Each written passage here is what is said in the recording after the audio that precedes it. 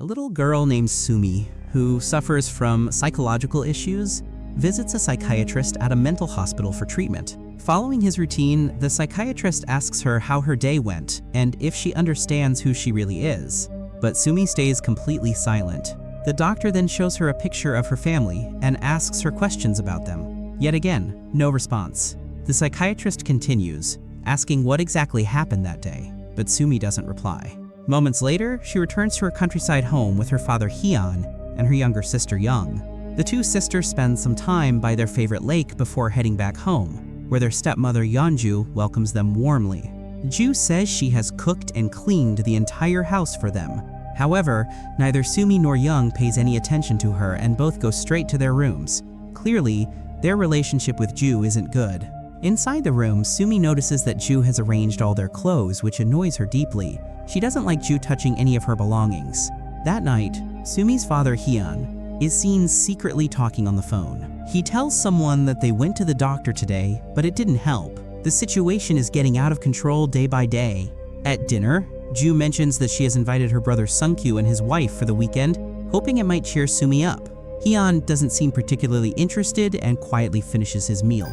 Later, when Sumi has an argument with her stepmother, Hyun intervenes and gives Ju 2 pills. Back in her room, Sumi asks Young if their stepmother has said anything mean to her or done something bad. Young quietly shakes her head, implying Ju hasn't done anything. Later that night, Hyun goes to bed, but unable to sleep, lies down on the sofa outside. Meanwhile, Young wakes up in the middle of the night after hearing footsteps. Someone is trying to pull the blanket off her. Frightened, she runs to Sumi's room. When Sumi asks what happened, Young says someone came into her room. The next morning, Sumi wakes up from a disturbing nightmare where she sees her real mother being murdered. In her dream, she also sees a woman with a broken neck walking past her bed, slowly approaching her. Terrified, Sumi wakes up, realizing it was just a nightmare. Hyun comes to call them for breakfast, and at that moment, Sumi realizes that Young has gotten her first period. Strangely, their stepmother Ju also has her period on the same day. Later, Sumi and Young go out to the balcony, where they see Ju's 2 beloved pet birds. Sumi tells Young she feels like killing or releasing them. That would be the only way to hurt Ju. Her hatred toward Ju is so strong that she can't stand to see her happy. Soon, Hyun comes to talk to Sumi. He admits that he knows she's angry with him, and that he hasn't been a good father, but he insists that everything he does is for her own good. He asks her to come back inside because it's cold outside. After he leaves, Sumi tells Young to stay in the room and goes to the old storeroom to look for their family photo album. There, she finds a picture of their entire family, her father, mother, Young, herself, and their stepmother Ju. When she notices Ju standing beside her mother in the photo, she realizes Ju was once her mother's nurse. This makes her furious. Young suddenly comes in, and Sumi hides the photos, showing her mother's old jewelry instead. When Young picks up one of the ornaments and begins reciting a chant, Sumi asks what she's doing. Young says their mother taught her that chant. If she says it, their mother might return to this world once more. Sumi doesn't take it seriously, but she notices dark bruises on Young's hands. When she asks how they happened, Young remains silent and leaves the room. Sumi suspects Ju is responsible for the bruises.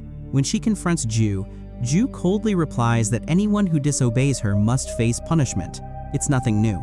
Their usual argument begins again. Ju tells Sumi that crying over her dead mother won't change anything, because she's not coming back. Instead, they should learn to accept Ju as their mother. Hearing this, Hyun asks what's going on. Sumi accuses him of pretending not to know what's happening, that he's aware of Ju's cruelty, but chooses to remain silent.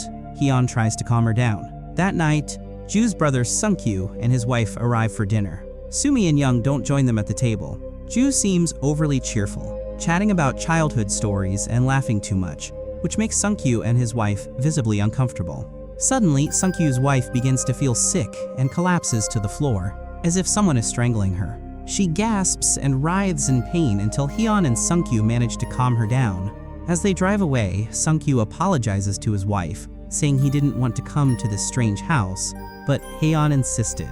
His wife, still shaken, says she saw a girl and a spirit under the kitchen sink, though she couldn't tell who it was. Meanwhile, after the guests leave, Ju sits alone at the table, looking disappointed.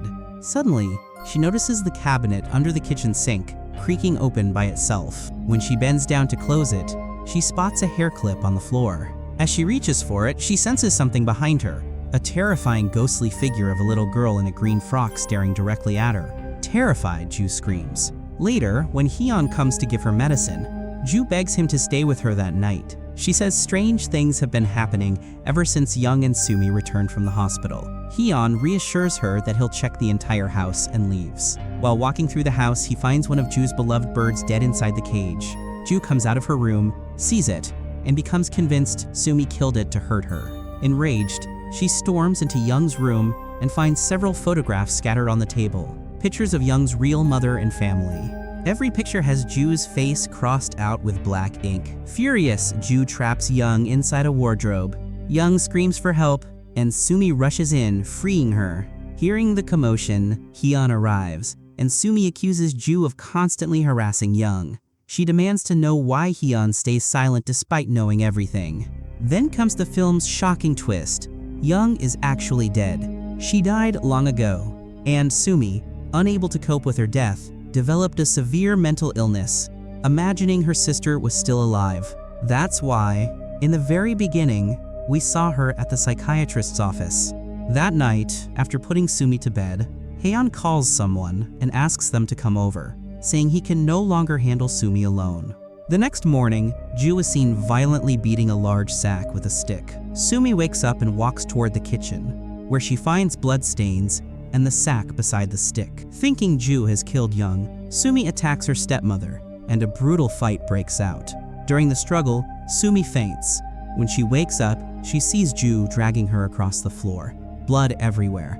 Ju raises a heavy stone statue to kill her, but just then, Hyun arrives and saves Sumi, placing her on the sofa. He goes to get medicine, and when he returns, it's not Sumi sitting there. But Ju Hyun calls her Sumi and says, "That's enough, you're going to the doctor today." And right then, standing in front of the real Sumi, appears another woman, one who looks exactly like Ju. And with that, another hidden secret of the story is finally revealed. At the beginning of the story, when the family first moves into the house, there are only two members, Sumi and Hyun. That means the stepmother we've seen so far didn't actually exist in that house. In reality, everything we've seen was caused by Sumi's mental illness, a condition known as dissociative identity disorder. After the tragic deaths of Sumi's mother and younger sister, Sumi couldn't bear the trauma. As a result, she created two alternate personalities in her mind, one of her younger sister and the other of her stepmother. Every time, she herself acted out both roles. Sometimes, she became her sister, and at other times, she became the cruel stepmother. That's why we saw Hyun sleeping separately that night. He wasn't with Ju, but with his own daughter. Now it makes sense why both of them had their periods on the same day, because they were actually the same person. Earlier, when Sumi imagined Ju attacking her with a glass shard, she was actually hurting herself. That's why Hyun found blood on her hand. And the next morning, when it seemed like Ju was dragging a body in a sack, it wasn't Ju at all. It was Sumi who had stuffed a doll into a bag, imagining it was Young and then started beating it. In Sumi's mind, her stepmother Ju hated Young deeply, so whenever Sumi played the role of Ju, she would torture Young. But when she returned to being herself, she would love and protect Young like a caring elder sister. At the start of the story, when Sumi returns home from the hospital with Young, it was actually just Sumi and her father. The scene by the lake where she seemed to be talking to Young was just a hallucination. Even the scene where she appeared to kill birds out of anger toward Ju, it was Sumi herself who did it. After the incidents, Hyun admitted Sumi to a mental hospital. There, Sumi began recalling her childhood, when she and Young were cheerful little girls. Their mother was very ill at that time, so Hyun hired a nurse to take care of her, and that nurse was Ju. As time passed, Hyun and Ju developed a secret relationship, and eventually they got secretly engaged, something Hyun's brother supported. But when Hyun's wife found out, she couldn't handle the betrayal. She ended her own life inside a wardrobe. That's why Sumi had once seen her mother in her sleep with a broken neck. It was real. Seeing her mother's body, little Young tried to save her, but the wardrobe collapsed on her. When Ju heard the noise and entered the room, she found Young trapped under the wardrobe, still alive. Ju could have saved her, but because of her deep resentment toward Young, she walked away instead. A moment later, guilt struck her. She realized Young was just a child and didn't deserve to die. She turned back to save her, but by then, Sumi arrived. Sumi shouted at Ju, telling her to leave their lives forever. Ju became furious and said, "You'll regret this moment for the rest of your life." Saying this, she left the room, leaving Young trapped under the wardrobe to die. Meanwhile, Sumi, unaware of what had happened inside the house, left home in anger. And that's how both her mother and younger sister died that day. After learning the truth later, Sumi blamed Ju for Young's death. Unable to cope with the trauma, she slowly lost her sanity. Her mind began replaying events in distorted ways. She believed Ju was constantly trying to kill Young, and Sumi kept reappearing to save her, all of which were hallucinations. But even after death, the spirits of Young and her mother never found peace. Eventually, Hyun's brother's wife became their next victim. In the final scene, when Ju returns to the house, she hears a familiar tune late at night, the same melody Sumi once taught Young. Ju follows the sound to a room and opens the wardrobe, only to be attacked and killed by Young's vengeful spirit. In the hospital, Sumi is shown silently weeping, whispering one name, Young. And that's where the movie A Tale of Two Sisters comes to an end. If you enjoyed this recap, don't forget to give it a like, and subscribe to our channel for more movie stories like this one.